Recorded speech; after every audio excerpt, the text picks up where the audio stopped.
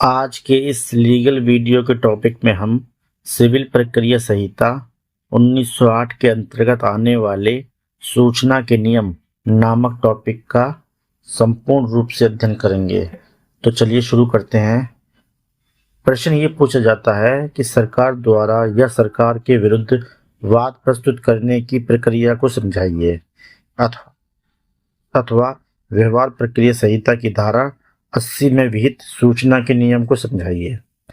इसका उत्तर देख लेते हैं। सरकार द्वारा या उसके विरुद्ध वाद, धारा 79। सरकार के द्वारा या सरकार के विरुद्ध वाद संस्थित किए जाने के लिए वादी या प्रतिवादी के रूप में जैसी भी स्थिति हो निम्नलिखित को पक्षकार बनाया जाएगा। नंबर 1, केंद्र सरकार के द्वारा या विरुद्ध वाद की स्थिति में वादी या प्रतिवादी भारत संघ होगा। नंबर 2, किसी राज्य सरकार द्वारा या उसके विरुद्ध वाद की स्थिति में वादी या प्रतिवादी संबंधित राज्य होगा। अब देख लेते हैं सूचना अर्थात नोटिस। इसे धारा 80 में बताया गया है। जब सरकार या लोक प्राधिकारी के विरुद्ध वाद संस्थित किया जाना हो तो वाद संस्थित करने के पहले संबंधित सरकार या लोक प्राधिकारी को सूचना देना आवश्यक होता है। लोक प्राधिकारी के विरुद्ध वाद तभी संस्थित किया जाएगा जब कार्य पदीय हैसियत में किया गया हो। यहाँ सरकार के अंतर्गत जम्मू कश्मीर राज्य की सरकार भी सम्मिलित है। सूचना कब दी जानी चाहिए, इसे देख लेते हैं। सूचना वाद संस्थित करने के 2 माह पूर्व किया जाना आवश्यक है, अर्थात सूचना देने के 2 माह बाद ही वाद संस्थित किया जा सकता है। 2 माह का समय उस दिन से गिना जाएगा जिस दिन से संबंधित लोक प्राधिकारी को ऐसी सूचना परिदत्त की गई हो या उसके कार्यालय में छोड़ी गई हो। अगला पॉइंट यह है सूचना का उद्देश्य। इसे देख लेते हैं।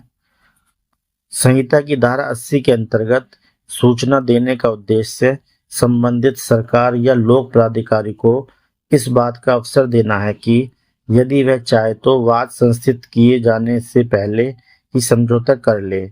इस प्रकार समझौता होने से वादी एवं संबंधित सरकार अनावश्यक खर्च एवं मुकदमेबाजी से बच जाएंगे।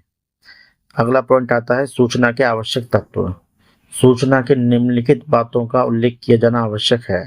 नंबर 1, वाद हेतुक। नंबर 2, वादी का नाम और वाद का वर्णन। नंबर 3, वादी का निवास स्थान। नंबर 4, वह अनुतोष जिसका दावा वादी करता है। अगला पॉइंट आता है सूचना किसको दी जाएगी। इस संबंध में धारा 80 की उपधारा 1 के उपखंड ए, बी, बीबी एवं सी में स्पष्ट प्रावधान है कि सूचना किसको दी जाएगी, जो इस प्रकार है।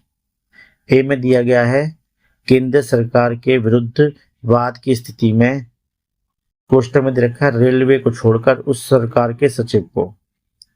उपधारा बी में है रेलवे के विरुद्ध वाद संस्थित किए जाने की स्थिति में रेलवे के महाप्रबंधक को। उपधारा बीबी में बताया गया है जम्मू कश्मीर राज्य सरकार के विरुद्ध वाद की स्थिति में उस सरकार के मुख्य सचिव को या सरकार द्वारा इस नियमित प्राधिकारी किसी अन्य अधिकारी को। उपधारा सी में बताया गया है किसी अन्य राज्य सरकार के विरुद्ध वाद स्थिति में उस सरकार के सचिव को या जिले के कलेक्टर को। अगला पॉइंट आता है कब सूचना देना आवश्यक नहीं होगा।